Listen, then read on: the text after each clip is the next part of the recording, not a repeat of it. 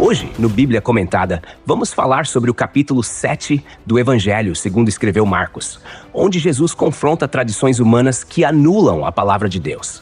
Ensina sobre a verdadeira pureza que vem do coração e revela sua compaixão ao alcançar uma mulher estrangeira e curar um homem surdo e mudo, mostrando que o reino rompe barreiras e transforma de dentro para fora.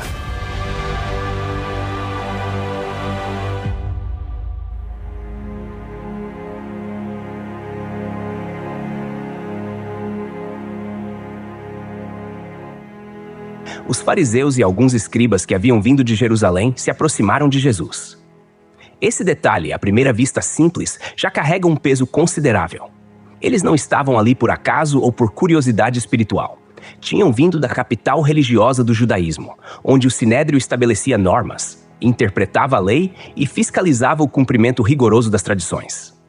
Esses homens, ao se aproximarem de Jesus, não buscavam entendimento nem queriam se abrir ao que ele estava ensinando.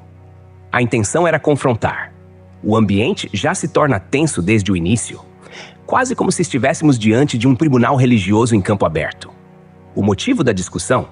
O fato de alguns dos discípulos de Jesus comerem pão com as mãos impuras, ou seja, sem a lavagem cerimonial. Não se tratava de higiene, como se poderia pensar em nossos dias, mas de rituais minuciosos estabelecidos pelos anciãos. Essa tradição não tinha base direta na lei dada por Deus através de Moisés, mas havia se desenvolvido ao longo dos séculos por meio de comentários, interpretações e acréscimos rabínicos. Essas tradições eram tão importantes para os fariseus que acabaram por ter o mesmo peso, ou até mais, do que os próprios mandamentos de Deus. Quando se fala sobre lavar as mãos, vasos, copos, jarras e até camas, estamos diante de um sistema que buscava santidade pela aparência, pela forma, pelo gesto externo e repetitivo e não pela transformação do coração. Jesus, diante dessa acusação indireta, não entra em conflito pelo costume em si, mas atinge a raiz do problema, a substituição do mandamento de Deus pelas tradições humanas. E faz isso citando as palavras do profeta Isaías, escritas cerca de 700 anos antes de Cristo. Ele declara: "Este povo me honra com os lábios, mas o seu coração está longe de mim." E ainda acrescenta: "Em vão me adoram, ensinando doutrinas que são preceitos de homens." Essas palavras são um eco cortante no coração de quem pensa que está agradando a Deus apenas por seguir um padrão visível e socialmente aprovado de religiosidade. Essa crítica de Jesus não é apenas uma repreensão ao formalismo dos fariseus. É um espelho colocado diante de cada um de nós. Quantas vezes, mesmo sem perceber, damos mais valor ao costume do que ao mandamento?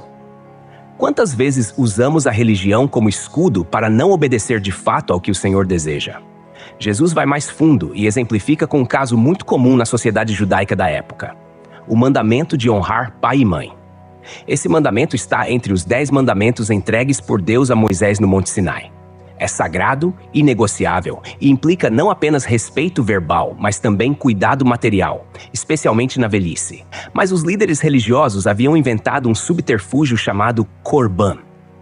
Quando alguém dizia que seus bens eram Corban, isto é, uma oferta dedicada a Deus, ficava isento de usá-los para ajudar seus próprios pais. Isso permitia a aparência de piedade e dedicação ao templo, ao mesmo tempo em que deixava os pais necessitados. Era uma forma de burlar o mandamento com aparência de santidade. Jesus desmascara essa hipocrisia com firmeza. Ele mostra como a tradição, ao ser usada de forma desvirtuada, anulava diretamente a vontade expressa de Deus. Na prática, aquele que fazia um voto de Corban dizia algo como: "Eu ofereço tudo a Deus", mas fazia isso para evitar responsabilidades familiares. Em outras palavras, usava Deus como desculpa para a negligência. A ironia é gritante. Ao supostamente servir a Deus, quebrava-se um dos mandamentos mais antigos e essenciais da fé judaica. Aqui, o ensino de Jesus não é só uma crítica. É um chamado à responsabilidade. É como se ele dissesse: voltem ao coração da lei. Voltem à essência. O amor a Deus nunca cancela o amor ao próximo. E nesse caso, o próximo é seu pai, é sua mãe. Esse embate entre Jesus e os fariseus expõe a diferença gritante entre tradição e mandamento. A tradição, se bem usada, pode ser boa, pode servir de suporte, de ponte, de ajuda na caminhada espiritual. Mas quando ela se sobrepõe à palavra, quando se torna um fardo, um obstáculo ou um meio de manipulação, ela se transforma em pedra de tropeço. E Jesus não tolera esse tipo de religiosidade. A religião que ele ensina é viva, tem cheiro de misericórdia, tem som de verdade, tem forma de cruz e gesto de compaixão. Agora, pensa comigo. Quantas tradições não herdamos e carregamos como se fossem o próprio Evangelho? Quantas vezes, mesmo no nosso meio evangélico, damos mais atenção à forma da roupa do que à justiça no trato com o outro? Quantas vezes exaltamos a frequência no templo, mas negligenciamos a hospitalidade no lar, o cuidado com o necessitado, a gentileza no trânsito, a verdade nas palavras? O discurso de Jesus não é antiquado. Ele bate na porta das igrejas hoje. Chama pelo nome aqueles que se escondem atrás de capas de espiritualidade, mas não têm coração quebrantado. Essa passagem, embora pareça um simples debate entre mestres da lei e um profeta da Galileia, é uma denúncia vigorosa contra o legalismo. Jesus mostra que é possível frequentar a sinagoga, citar o nome de Deus, dar ofertas e ainda assim estar longe do coração dele. Porque o coração que Deus busca é o que treme diante da sua palavra, não o que se orgulha de saber versículos. É aquele que honra pai e mãe, mesmo sem holofotes, que se dispõe a amar o próximo, mesmo sem aplausos. É esse coração que Jesus quer formar em seus discípulos. E o texto prossegue com uma declaração que ecoa até os nossos dias. Vocês invalidam a palavra de Deus pela tradição que vocês mesmos criaram. Essa é a acusação mais séria que pode ser feita a um sistema religioso. Porque onde a palavra de Deus é silenciada, mesmo que por gestos supostamente piedosos, a fé perde sua essência. A tradição, nesse caso, deixa de ser apoio e vira ídolo. O templo vira mercado, a oração vira moeda de troca, o louvor vira performance. A fé vira encenação. E Jesus, o verdadeiro Messias, é deixado do lado de fora. O peso dessas palavras ainda recai sobre nós. A tentação de transformar o evangelho em sistema humano é constante. Há sempre um desejo escondido de controlar, de sistematizar a fé em moldes confortáveis. Mas Jesus vem quebrar esse molde. Ele não aceita o rótulo de religião morta. Ele vem trazer vida onde havia aparência. E, com autoridade, denuncia esse espírito religioso que sufoca a graça, que impede o perdão, que maquiam a verdade com verniz de tradição. Quando ele confronta os fariseus sobre o Corban, não está apenas discutindo uma norma. Ele está expondo a perversidade de um sistema que travestia egoísmo de devoção. E nos ensina, com isso, que qualquer prática religiosa que impede o amor e a justiça, que substitui o mandamento por conveniência, está longe do reino de Deus. A verdadeira fé não anula o mandamento de Deus. Ela o cumpre com zelo, com coração humilde, com mãos abertas para servir. Esse trecho de Marcos não é só uma repreensão pública aos líderes religiosos. É um convite pessoal à revisão da nossa fé. E se a palavra de Deus está sendo anulada, trocada ou domesticada por nossas preferências, hábitos ou tradições, talvez seja a hora de voltar à essência. Voltar ao que Jesus ensinou. Voltar ao coração. O reino de Deus não cabe em costumes humanos. Ele exige rendição. Exige amor sincero. E, principalmente, um coração que pulsa no compasso da vontade de Deus. Então, ele chama a multidão para perto de si, como quem diz: agora prestem bem atenção, isso aqui é sério. O que viria a seguir não era uma simples lição sobre comida ou etiqueta religiosa. Era uma verdadeira revolução espiritual. Jesus olha para a multidão, feita de gente simples, provavelmente camponeses, pescadores, donas de casa e crianças, e diz: ouçam-me todos e entendam. Nada do que entra no homem pode torná-lo impuro. O que sai dele, isso sim o torna impuro. Essa frase era um trovão em pleno céu claro, porque toda a estrutura religiosa deles girava em torno de evitar a impureza, fosse por alimentos, contatos, objetos ou até palavras. E agora, de repente, Jesus rompe com tudo aquilo, dizendo que o problema real não entra pela boca, mas sai do coração. Aqui, Jesus não está desrespeitando a lei dada por Deus. Está, na verdade, libertando o povo do fardo esmagador das interpretações humanas que distorciam essa lei. Os fariseus haviam construído um verdadeiro labirinto de normas sobre o que podia ou não podia ser tocado, comido, carregado. E muitas vezes, isso fazia com que as pessoas se preocupassem mais com o que estava fora do corpo do que com o que estava dentro da alma. Jesus quebra essa lógica. Ele diz: o problema não é a comida no prato, é o orgulho no peito. Não é a poeira no pé, é a maldade no pensamento. Quando Jesus entra em casa com os discípulos, longe da multidão, os próprios discípulos demonstram dificuldade em compreender. É como se estivessem dizendo: mestre, explica melhor isso aí porque foi forte demais. E Jesus, percebendo essa falta de entendimento, responde com uma pergunta quase retórica: vocês também não entendem? O tom não é de impaciência, mas de ensino amoroso. Como um bom mestre que, mesmo diante da dúvida do aluno, não desiste de ensiná-lo. Ele explica: tudo o que entra pela boca vai para o estômago e depois é eliminado. Com isso, Jesus está ensinando que o sistema digestivo não tem ligação espiritual com a alma. Comer algo impuro, segundo os rituais judaicos, não pode manchar espiritualmente alguém. Isso não é o que contamina o ser humano diante de Deus. O verdadeiro problema mora mais fundo, mora no coração. E aí vem a explicação que derruba qualquer tipo de religiosidade de aparência. Jesus diz que do interior do homem, do coração, saem os maus pensamentos. E ele enumera, um por um, como se estivesse desenhando a anatomia do pecado. Sai de dentro. A imoralidade sexual, o roubo, o homicídio, o adultério, a avareza, a maldade, o engano, a devassidão, a inveja, a blasfêmia, a arrogância e a insensatez. Cada uma dessas palavras carrega um peso. Elas não são apenas comportamentos exteriores, são frutos de raízes internas. Jesus está dizendo que o pecado não é um acidente externo, mas uma escolha que brota de dentro. Quando alguém rouba, primeiro cobiça. Quando alguém adultera, primeiro deseja no coração. Quando alguém blasfema, primeiro endurece o coração contra Deus. É como se Jesus dissesse: o campo de batalha do pecado é o coração. E nesse campo, ninguém sai ileso por conta própria. Por isso, o foco do Evangelho não é controlar o comportamento, mas transformar o coração. Note que entre esses pecados há tanto atos visíveis quanto atitudes interiores. Jesus põe na mesma lista a blasfêmia e o engano, a imoralidade e a inveja. Isso ensina que Deus vê o que está escondido com o mesmo rigor do que é exposto. Ele sonda os pensamentos e as intenções do coração, como diz em Hebreus capítulo 4, versículo 12. A palavra de Deus é viva e eficaz, e mais cortante do que qualquer espada de 2 gumes, penetra até o ponto de dividir alma e espírito, e é apta para discernir os pensamentos e propósitos do coração. Ao afirmar que todas essas coisas más procedem de dentro e tornam o homem impuro, Jesus fecha um ciclo de ensino que desmonta a espiritualidade baseada em rituais vazios. Ele mostra que não adianta lavar as mãos se o coração está sujo. Não adianta ter aparência de pureza se por dentro se abriga rancor, mentira e soberba. O culto verdadeiro começa no íntimo. A pureza que Deus quer não é de talheres, mas de intenções. Não é de copos de bronze, mas de pensamentos. Se fôssemos traduzir essa mensagem para os dias atuais, poderíamos dizer: não adianta usar roupa de crente se o olhar é malicioso. Não adianta levantar as mãos no louvor se elas estão cheias de injustiça. Não adianta dizer paz do Senhor com a boca se o coração está em guerra com o irmão.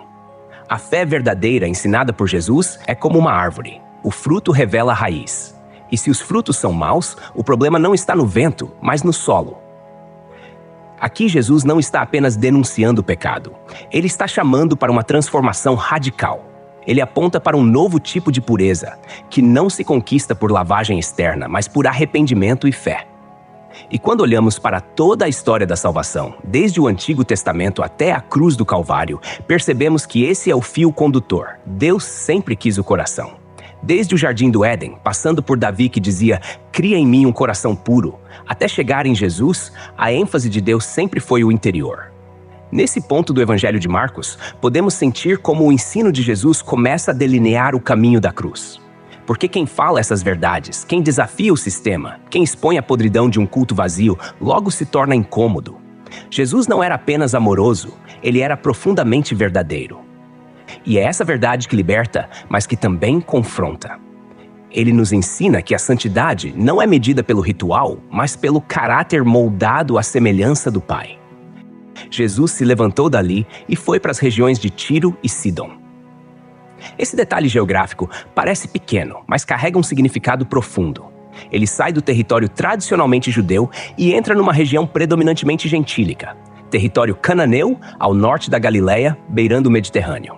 Era uma área conhecida por sua cultura pagã, comércio intenso, idolatria e desprezo mútuo entre judeus e não-judeus. E ainda assim Jesus vai até lá. Isso mostra, mais uma vez, que ele não estava preso às fronteiras étnicas ou religiosas. Ele rompe barreiras, quebra muros de inimizade e se aproxima de quem, à primeira vista, pareceria indigno de qualquer atenção divina. Ao entrar numa casa, tentou manter-se em segredo, mas não pôde. Porque onde Jesus entra, algo muda. Mesmo sem anúncio, sua presença provoca agitação, atrai olhares, desperta esperança. E foi o que aconteceu. Uma mulher, identificada como grega, de origem sírio-fenícia, ou seja, pagã e estrangeira, ouviu falar dele. O verbo ouviu aqui é essencial. A fé sempre começa pela audição, pela palavra que chega antes dos olhos verem algo. Essa mulher, embora não fosse judia, creu com base no que ouviu. E foi até Jesus, lançando-se aos seus pés num gesto de desespero e adoração ao mesmo tempo. Ela implorava pela libertação de sua filha, que estava possuída por um espírito imundo. Não é difícil imaginar o desespero dessa mãe. A dor de ver uma filha dominada pelo maligno, a sensação de impotência, de escuridão. E ao mesmo tempo, a esperança. Talvez ele possa. Talvez ele se importe. Talvez haja um milagre. Mas a resposta inicial de Jesus parece fria, quase dura. Deixe que primeiro os filhos comam até se satisfazerem, pois não é certo tirar o pão dos filhos e lançá-lo aos cachorrinhos. Esse versículo, se lido isoladamente, pode soar ofensivo, mas há algo mais profundo acontecendo. Jesus está usando uma metáfora que os judeus da época compreendiam bem. Eles se viam como os filhos da promessa, e os gentios eram chamados pejorativamente de cães. Não no sentido de animal doméstico fofo, mas de ser impuro, indigno, alheio à aliança. Só que aqui Jesus suaviza o termo.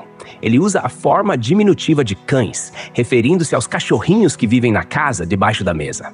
Ou seja, não está insultando, mas testando a fé, revelando o coração daquela mulher. E que resposta ela dá? Ela diz: Senhor, até os cachorrinhos debaixo da mesa comem das migalhas das crianças. Que resposta, meu irmão, minha irmã. Que humildade, que discernimento, que fé.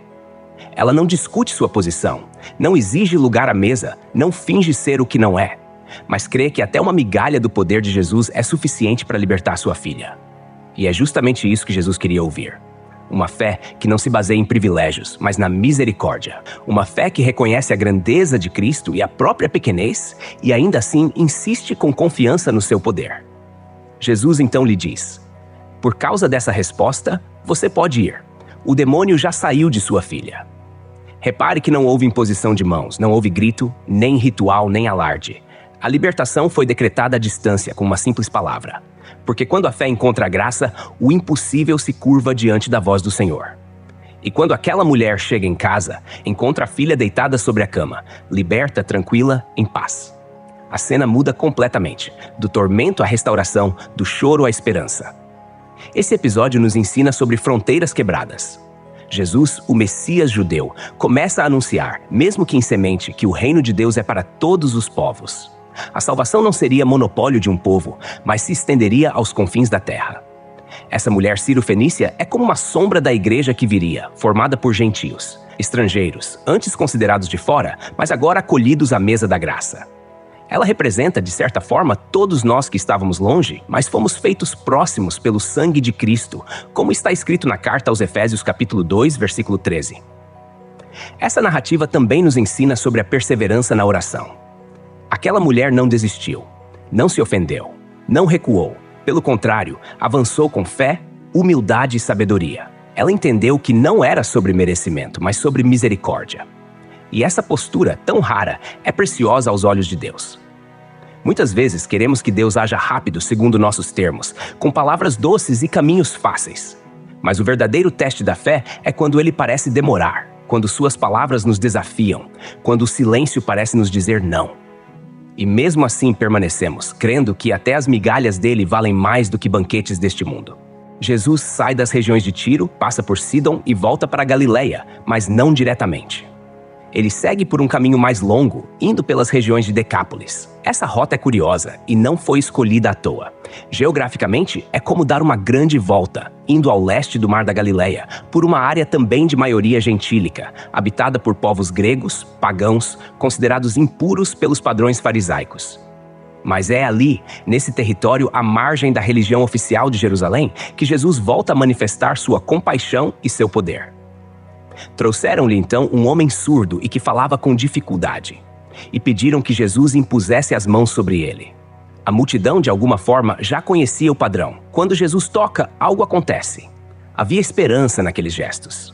E o detalhe de pedirem que Jesus impusesse as mãos indica que eles tinham fé em um toque curador. Só que Jesus faz algo diferente. Ele o tira da multidão, leva o homem para um lugar à parte.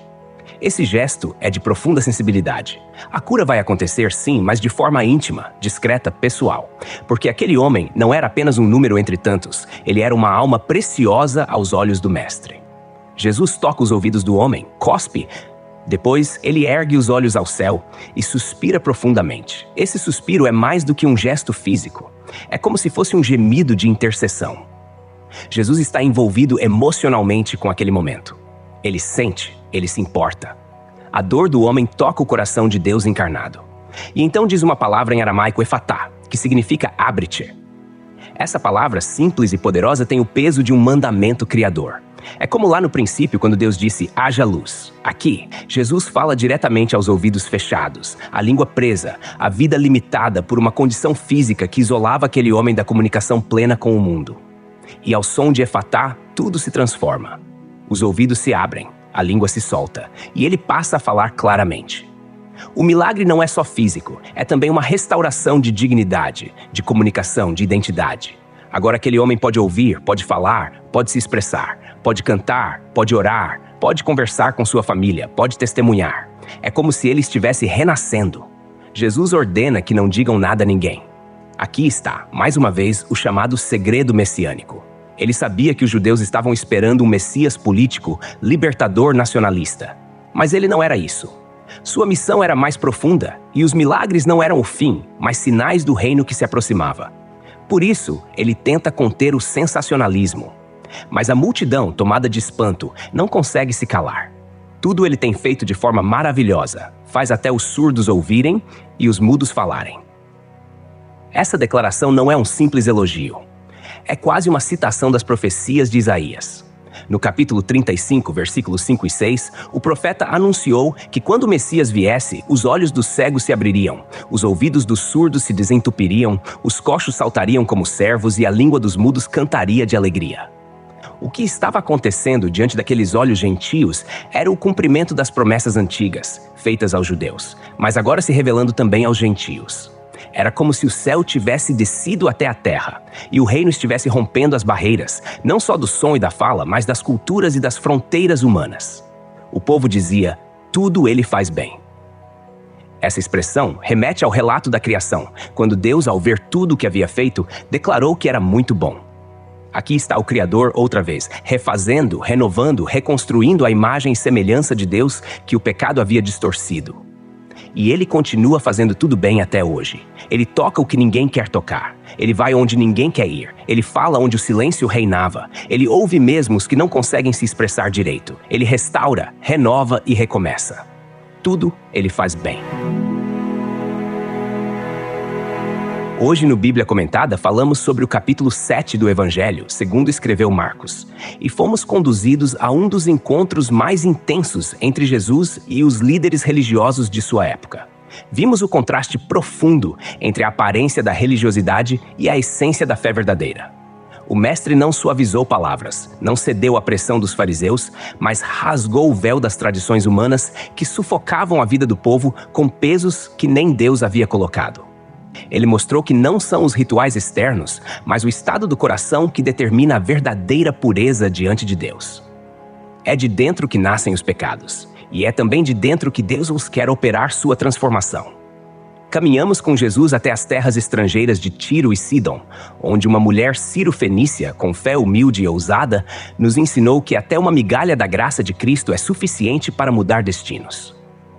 Em seguida, vimos o poder do toque de Jesus, restaurando a audição e a fala de um homem na Decápolis, e como isso se tornou um eco das promessas messiânicas feitas séculos antes. Em cada detalhe, o Evangelho nos lembrou: o reino de Deus não é cercado por muros culturais, nem limitado por tradições humanas. Ele rompe, alcança, liberta e faz tudo bem. Se ficou algo martelando aí no seu coração, talvez seja o Espírito Santo convidando você a olhar para dentro, a rever se sua fé tem raiz ou só tem folhas, se sua caminhada está sobre a rocha da palavra ou sobre os ventos da religiosidade. Que hoje a gente não apenas ouça, mas entenda. Que a palavra não fique do lado de fora, mas entre, transforme, limpe, aqueça e refaça. Porque quando o verbo entra, até o silêncio grita efatá. Que Deus abra nossos ouvidos e nossa alma para discernirmos o que Ele ainda quer falar. Vamos continuar juntos no próximo capítulo. Até lá. Que a graça do nosso Senhor nos conduza no caminho da verdade viva.